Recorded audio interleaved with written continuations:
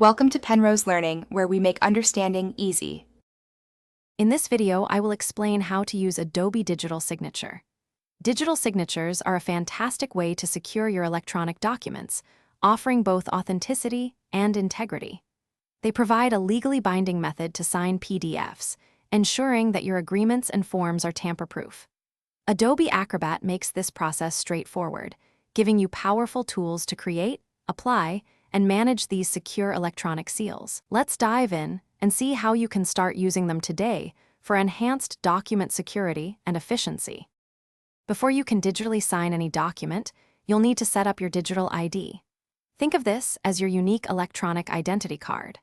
Adobe Acrobat allows you to easily create a new self-signed digital ID directly within the application, or you can import one if you already have it. This ID securely stores your credentials and a private key, which is crucial for creating your unique digital signature. It's a quick and essential first step to ensure your signatures are valid and secure. Now that your digital ID is ready, let's apply a signature to a document. First, open your PDF in Adobe Acrobat.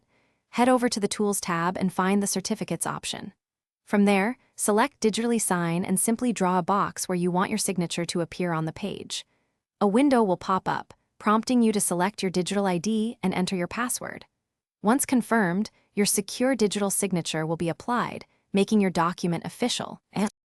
After you've applied your digital signature, it's important to know how to verify and manage it. Adobe Acrobat provides clear indicators to show if a signature is valid and if the document has been altered since it was signed. This gives you peace of mind regarding the document's integrity. You can also easily manage your digital ID, update their details, and even customize the appearance of your signatures within the software. This ensures your digital signing process remains efficient and secure. Thanks for watching. If this was helpful, leave a like and consider subscribing. See you next time.